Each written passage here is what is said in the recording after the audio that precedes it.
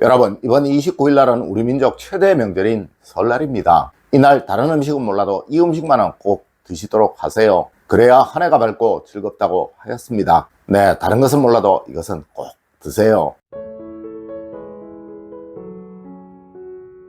여러분 안녕하세요, 이정민입니다. 아마 많은 분들이 명절 제사와 기제사를 나누고들 계실 거예요. 하여 기제사는 지내더라도 명절 제사는 지내지 않으시는 분들이 참 많으실 것입니다. 여러분, 명절에 차례를 지내는 것은 한 해가 시작되었으니 부모님께 문안 인사를 드린다라는 의미를 가지고 있는 거예요. 마치 여러분들 아침에 일어나서 부모님께 안녕히 주무셨어요 라고 인사를 드리는 것과 같은 의미라는 것이죠. 하여 굳이 차례는 지내지 않더라도 부모님께 마음속으로라도 꼭 인사는 드려야 하는 거예요. 물론 차례를 지내시면 더 좋겠죠. 그리고 이것이 당연한 것입니다. 첫 번째로 설날은 한 해의 조상복을 만드는 시작이라고 하였습니다. 여러분, 제가 항상 말씀을 드리지만 우리 인간이 가질 수 있는 복 중에 최고의 복은 조상복입니다. 네, 이 조상복은 할아버지 할머니가 내려주시는 것이고 또 아버지 어머니가 보태주는 복이라고 하였습니다. 하여 과거 풍수에서는 양택도 중요하지만 음택이 훨씬 중요하다라는 말도 하였던 거예요.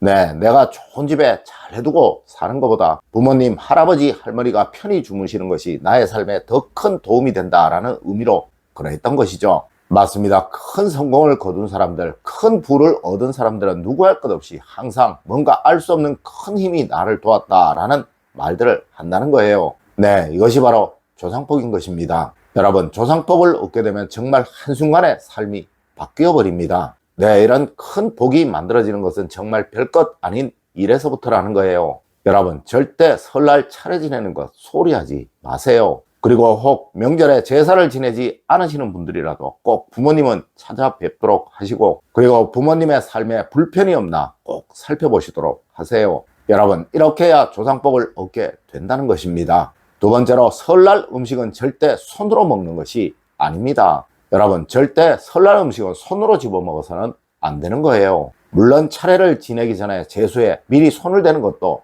아니고 말이죠. 네, 이것은 쉽게 어른이 먼저 드시고 나서 내가 먹는다는 장유유서의 의미도 있지만 절대 손으로 먹으면 안 되는 가장 중요한 의미는 이 음식이 조상이 내려준 복과 운을 담고 있다는 의미로 그러한 것입니다. 맞습니다. 손으로 집어 먹는다는 것은 함부로라는 의미고 또 쉽게 생각한다는 의미인 것이죠. 네, 이 음식은 젓가락이나 숟가락으로 소중히 먹어야 하며 이 행동이 그 운과 복을 소중히 다루겠다는 행동인 것이라 이렇게 해야 실제로 여러분에게 그 운과 복이 영향을 주게 되는 거예요. 아마 여러분들 어리실 적 차례 음식 손으로 집어먹다 혼나신 경험 한두 번은 다 있을 것입니다. 맞습니다. 그렇게 하면 한 해의 운과 복이 사라진다는 의미로 그렇게 했던 거예요. 세 번째로, 여러분, 설날은 절대 한 끼라도 건너뛰면 안 되는 것이라고 하였습니다. 여러분, 설날 굶으면 한 해 내내 가난하다고 하였습니다. 이는 먹는 것은 식복을 나타내는 것이고 이 식복은 재물복, 즉 돈복을 의미하는 것이라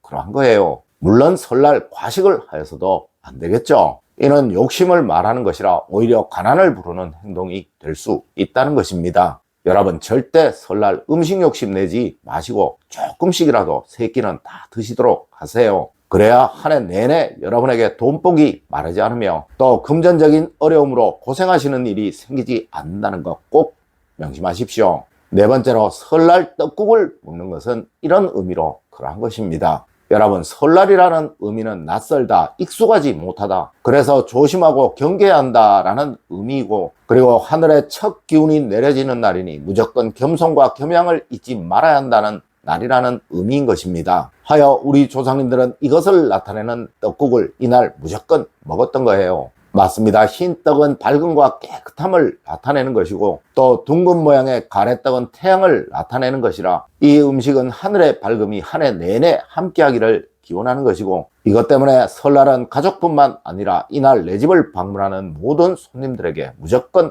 떡국을 내어 놓았던 거예요. 물론 현대는 차례를 지내면서 떡국을 올려놓는 경우가 잘 없을 것입니다. 하지만 과거에는 무조건 차례상에 올렸던 것이 바로 이 떡국이었어요. 여러분, 조금이라도 좋습니다. 원래는 떡국을 꼭 조금이라도 드시도록 하세요. 다섯 번째로, 설날 무조건 먹어야 하는 것이 바로 이것입니다. 여러분, 설날 무조건 먹어야 하는 음식은 바로 산적이며 전이며 식혜인 거예요. 이는 각 음식마다의 의미를 모아 한 해의 운을 만든다는 의미로 그러한 것인데, 산적은 소고기로 만드는 것이며 이 소고기는 우리 민족에게 가장 소중하고 중요한 것이라는 의미인 것입니다. 네, 가장 소중하고 중요한 것을 재수로 쓰고 그 운을 얻겠다는 의미이며, 또 저는 화합과 단결을 의미하는 것이라 한 해 내내 가족들이 다투지 않고 서로 이해하고 화합하기를 기원하는 것이며, 또 식혜는 쌀로 만든 물이라 강한 재물복을 의미하는 것이며, 이 강한 재물복이 한 해 내내 우리 가정에 함께하기를 기원하는 의미로 그러한 거예요. 맞습니다. 산적과 정과 식혜를 드시는 것은 조상님을 지극히 봉양하겠으니 우리 가정이 화목하고 행복하며 한 해 내내 재물복이 풍성하도록 해주세요 라는 의미를 가지고 있다는 것이죠. 여러분, 올해는 꼭 이 세 가지를 조금씩이라도 드시도록 하세요. 분명 큰 조상복이 여러분에게 내려질 것이며 한 해 내내 절대 여러분의 가정에 불행이 생기지 않게 될 것입니다. 여섯 번째로, 여러분, 설날은 절대 과음을 해서는 안 되는 날인 것입니다. 네, 설날 먹는 술은 세주라고 하여 절제된 겸양이 있는 술이라는 의미를 가지고 있다는 것입니다. 하여 한 잔을 마시더라도 다 마시지 않고 조금은 덜 먹는 것이 원칙이라는 것이죠. 물론 여러분들 음복들 하실 거예요. 네, 이 음복도 절대 한 잔을 다 마시지 않죠. 맞습니다. 조금씩 나누어 마시는 거예요. 그리고 혹 손님이 오시더라도 술상의 술은 항상 다 마시지 말아야 하는 것입니다. 물론 설날 마시는 술은 한 해 즐거움을 만드는 것이라고 하여 이것을 마시기는 해야 하지만 절대 과해서는 안 된다는 것입니다. 일곱 번째로, 여러분, 설날은 경계하고 근신하는 날이라고 하였습니다. 여러분, 앞서에서도 말씀을 드렸지만 설날은 새로이 시작되는 날이니 운과 복이 처음 만들어지는 날이며 항상 조심하고 근신을 해야 한다라는 의미의 날입니다. 네, 과한 소리를 내서도 안 되고 과한 행동을 해서도 안 되는 날이 바로 이 날이라는 것이죠. 물론 현대는 신정과 구정이 나뉘어 있어 신정이 더 중요하게 여김을 받고 있지만, 그래도 설 차례를 지내는 것은 거의 대부분 구정인 29일 날일 거예요. 맞습니다. 조상님들이 설 음식을 드시러 오시는 날이 바로 이 날이라는 것이죠. 여러분, 절대 과한 행동 하지 마시고 특히 가족 간에 서로 다툰다든가 또 불화를 만든다든가 하는 일은 하지 마세요. 여러분도 자녀들이 서로 다툰다든가 반목한다든가 하는 것을 보게 되면 화가 나겠죠. 이것은 여러분의 부모님이나 조상님이나 다 마찬가지인 거예요. 이런 행동을 보시게 되면 그 어떠한 조상복도 내려주지 않게 되며 이것 때문에 한 해 내내 여러분은 힘들고 어려운 삶을 살아가실 수밖에 없게 된다는 것입니다. 네, 이날은 무조건 화합하시고 웃으시고 보듬어 주세요. 그렇게 하면 분명 올 한 해 만복이